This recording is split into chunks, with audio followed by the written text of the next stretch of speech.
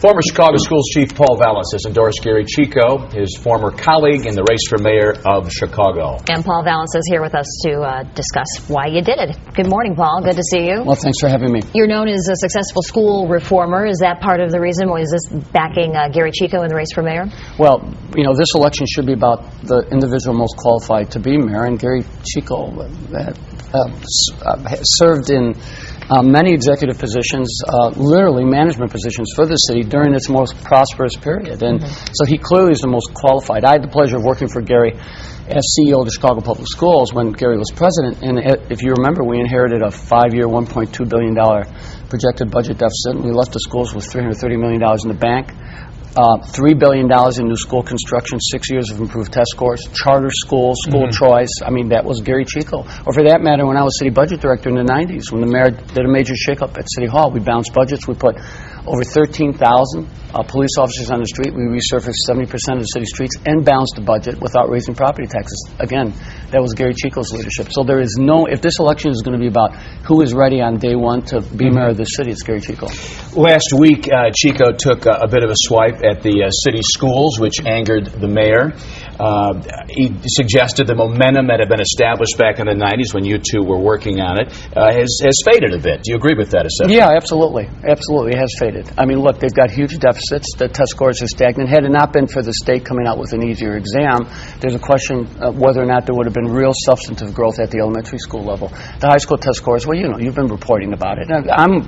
Yes, momentum has slowed down significantly, particularly in the past 2 years. They've got huge deficits. You know, we left them with a $330 million surplus in terms of reserves, 6 years of improved test scores. Gary's absolutely right. You know, Gary's always going to be a little more delicate, but I'm not. And what Gery has proposed, I think, is designed to get the schools jump-started again. He wants more choice. He actually supports vouchers, which is very controversial in this city for someone to embrace that. He wants, you know, an end to seniority. He wants promotions and hiring and retention based on qualifications. He wants to bring best practices to schools. He wants to bring technology into the classroom so you're less dependent on individuals, because with technology you can provide the same professional development, the same supplemental education services for about 20-25% of the cost.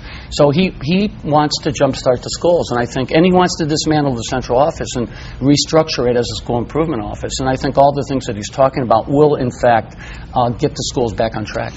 We have to talk about, you're known as a successful school reformer, and there's this film out, Waiting for Superman, which is, you know, generating so much talk about education, and urban education in particular. It talks about, you know, it's very critical of teachers' unions. Right. It's also talking about the success of charter schools.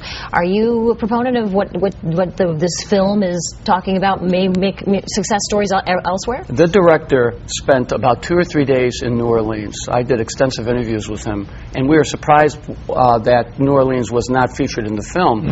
I think one of the reasons we weren't featured is because we refused to basically bash teachers.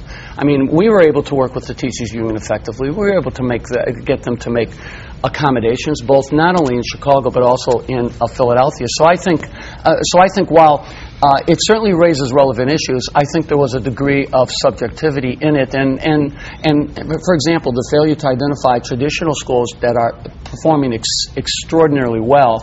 You know, I just think that the film could have been more balanced. The issues were raised were right issues to raise, but I think it should have been raised in a more balanced approach. And I'm a strong supporter of charters and school choice, but the bottom line is I'm not going to go out there bashing teachers. Before you go, real quickly, if Chico is successful and becomes mayor of Chicago, would you consider returning here for a role in his administration? You know, probably not, because right now, as you know, I'm finishing my work in New Orleans, and I spent considerable time in Haiti, and I spent some time in Chile after the earthquake too, and I'm probably going to continue to work on those projects at least for a couple more years. That Haiti is a country that should not be abandoned. It's time for those international organizations to begin to live up to the promises they've made.